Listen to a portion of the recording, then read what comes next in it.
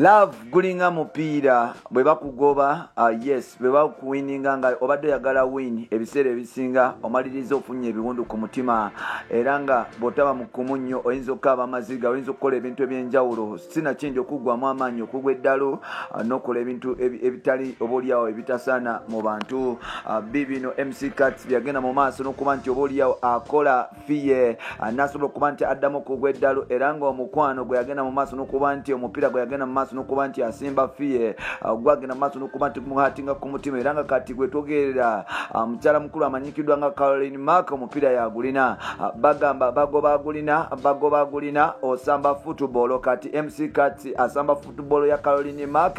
ate nga fiye ebibye bibi nnyo ddala ngenda kutumirako bakyaliba nga ba Manchester United bakyaliba nga ba Arsenal Manchester United Arsenal Liverpool Chelsea Tottenham Hotspur nga gwe owagira timu z'Ebungereza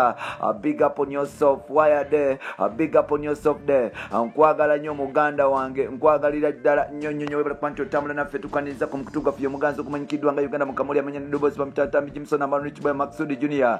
webale kuba nti otambula naffe okutwagala okutwesiga n'okuba nti eva obeerawo mpola nkugambye buli lwofuna omuntu gweyagala genda mu maaso n'okuba nti omusaamu ekitiibwa oba oliawo ebintu byo bisobola okuba nti bigera mu maaso bulungi kubanga ate broken heart eyinza okusuula eddala omuganda wange bafuna omuntu akwagala mwagalire eddala era nga museemu ekitiibwa blood wange nga mpola tukimanyi bulungi ekyatuukawo wakati wa MC Cats ne fiye era nga ebintu oba oliawo twagenda mu maaso n'okulowooza nti birirongoka wabula nga ate bigenda mu maaso n'okuba nti bisajjuka buli lunaku fiye agenda mu maaso n'okuba nti oba oliawo afuna obuzibu bw'enjawulo oluvannyuma okuba nti omusajja amanyikiddwa nga Edwin Katamba yasalawo okuba nti atambula okuva mu bulamu bwe mpola omwaka gwali gwa 2019 mpola bwe yatandika okukyuka Cats yagendanga mu maaso n'okulabula fiye okuva ku basajja ab'enjawulo ku gatalo okuva ku biragalalagala naye ng'omukyalo ono tawulira era nga fiye yagendanga mu maaso n'okuba nti akyuzinga MC Cats okubeera disrespectful n'okuba nti obaoliawo agenda mu maaso n'okuba nti naye agenda nayiza abawala ebbali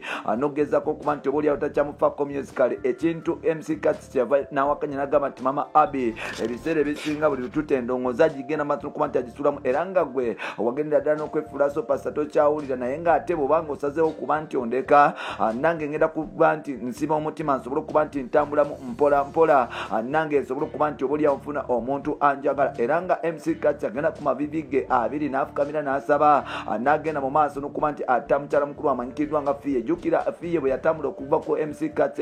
agenda mu maaso n'okuba nti obaoliawo afuna trauma yafuna depression yagenda mu maaso n'okuba nti obaoliawo agwamu amaanyi era nga yasobola okuba nti bingi ebyamutuukako mu process eyo mpola kwogata n'okuba nti agwa eddalu mpaka ne bamutwala ebutabika yasobola okuba nti avayo mpola ne yeesonyiwa omukyala n'atandika okuba nti azimba ebintu bye mpola era nga MC Cats yasobola okuba nti afuna omukyala omulala amanyikiddwa nga Caroline Mark ebiseera ebyo yali akola ku Spark TV mpola Caroline Mark n'asobola okuba nti avaayo era nga mu kuba nti avaayo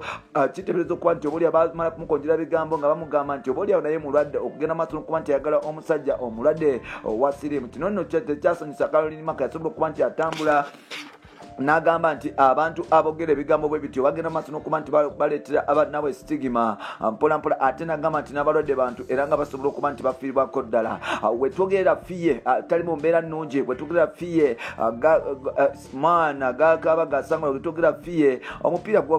gwamuva mu ngalo wetwogerera fiye yazemu okuba nti obaoliawo atabuka era yazeeyo ombu ku biragalalagala oluvannyuma okuba nti obaoliawo MC Cats yasalawo okuba nti agenda mu maaso n'okuba nti amusuulawo n'okufuna omukyala omulala omupya ate nga agenda mu maaso n'omukola ebintu wano nno bu vidiyo bugenda maaso n'okuba nti butambula ku internet nga fiye nga musajja mukulu amanyikiddwa nga MC Cats agenda mu maaso n'okuba nti anywegera n'okwekoza ebyabalungi ne mukyala mukulu amanyikiddwa nga Caroline Mark era nga omukwano gugenda mu maaso n'okuba nti gubasaza mu kabu buli kaseera MC Cats agenda mu maaso n'okuba nti obaoliawo ayongera okwagala mukyala mukulu amanyikiddwa nga Caroline Mark recently yes Cats agenda maaso n'okuba nti obaoliawo afunira mukyala mukulu amanyikiddwa nga Caroline Mark omulimu ku TV era nga still yagenda maaso n'okuba nti amufunira endorsements ez'enjawulo era nga waliwo ekibiina kyagenda maaso n'okuba nti akolera ekyobulamu ku social media especially YouTube era nga Caroline Mark agenda maaso n'okuba nti obulamu bwe bugenda maaso n'okuba nti bukyuka kino nno kyagenda maaso n'okuba nti kinyiza mukyala mukulu amanyikiddwa nga fiye n'okutandika okuba nti obaoliawo yeewaliikirira nga agamba tamanyi kiddako engeri kiri nti omusajja agenda maaso n'okuba nti alangira nga wali omulwadde wa sirimu abasajja oba oli abo abaali bamwagala ennyo okufa obufi bagenda maaso n'okuba nti bamwewala mpola mpola kino nno kyateetera okuba nti yeewaliikirira era nga fiye mutonya asobola okuba nti addayo ku biralagalagala wetwogerera fiye obulamu bwe si bulungi wetwogerera tuwulira mawulire nti mbu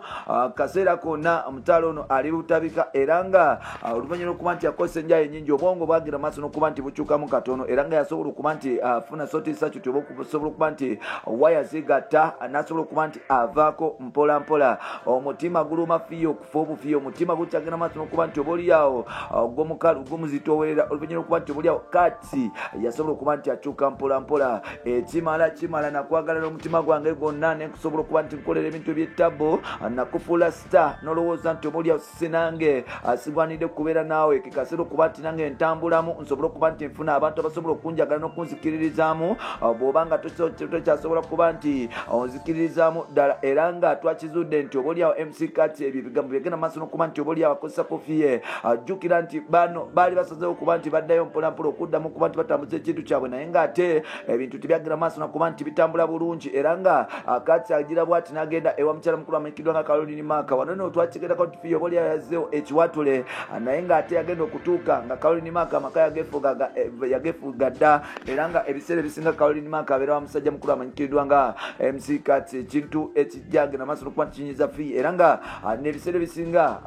MC Kati agenda maaso n'okuba nti apostinga mukyala mukulu amanyikiddwa nga Caroline Maka n'okugezaako okuba nti amupushinga wano newali okusobola okuba nti amumakinga on the top of the game mpola mpola yadde nga Kalo yagenda maaso n'okuba nti abyegana naye nga amawulire n'esente zonna ziraga nti MC Kati mulimu nnyo ddala era nga fiye bambi takyategeera ogenda maaso n'okuba nti osabira fiye mutonya asobola okuba nti adde engulu mpola mpola kubanga depression yeyinza okuba nti emusuula awazibu era nga sala zo zetagisa mpola mpola webula kuba nti otambula nafe amanyi ndoboozi wa mutantambi jimusana amalunich bwa Maxwell Junior webale nnyo webalire ddala.